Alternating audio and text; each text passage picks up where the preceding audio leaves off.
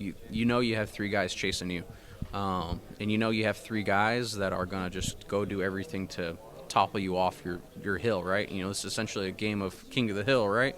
And so, you know, not saying we're gonna send each other firewall deep. We all know how that ended in was it 23? A couple of us got sent. A couple of them sent themselves firewall deep. We're not going to do that. You know, that would be disrespectful. It wouldn't be just. But you know, 100%. You know, you're gonna come to this knowing it's going to take perfection. Even though we chase perfection every single week, it's going to be the one closest to it that'll end up winning. I know that this isn't California, but we're out here on the West Coast for a championship. How special is it to be kind of like 8-ish, 10-ish hours from home to be able to fight for a championship? Yeah, no, San Bernardino is only about 5.5 hours away, if there's no traffic, on the I-10. Yeah, no, I always enjoy coming back out here, seeing all the dirt everywhere. Just the desert, the vast desert way out there. It's always way different. You know, it's something you never thought about as a kid.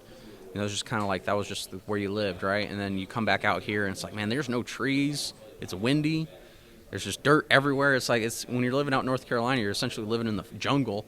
It's something it's something you forget about. But no, I have a bunch of family coming out here for the race, being in the Final Four like we are. LIONEL is very, very strong in the Southwest, so we have a lot of partners here for the race. So everyone's super excited. Everyone's pumped up for it. Your last top 10 Your last top 10 at Phoenix in a truck came back in 2020. Is your past record here on your mind, and what have you done to prepare for this race in terms of just what you've done and how much time it takes? Yeah, no, Phoenix is probably the worst race on my schedule. It used to be Martinsville, but we've greatly turned around Martinsville the past couple years for me. You know, Phoenix for me is one of the hardest tracks for me because you essentially have two medium speed corners, which is what I struggle with the most as a driver.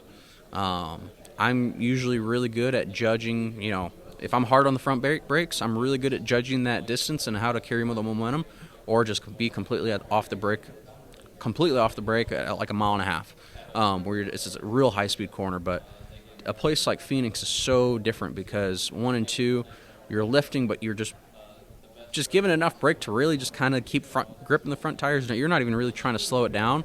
And then 3 and 4 is completely opposite. You're just keeping on the brake pedal long enough to get it slowed down, and then you're like trying to get back to throttle as soon as possible. So it's a completely unique racetrack on the mile and a quarter schedule, more so than New Hampshire and St. Louis.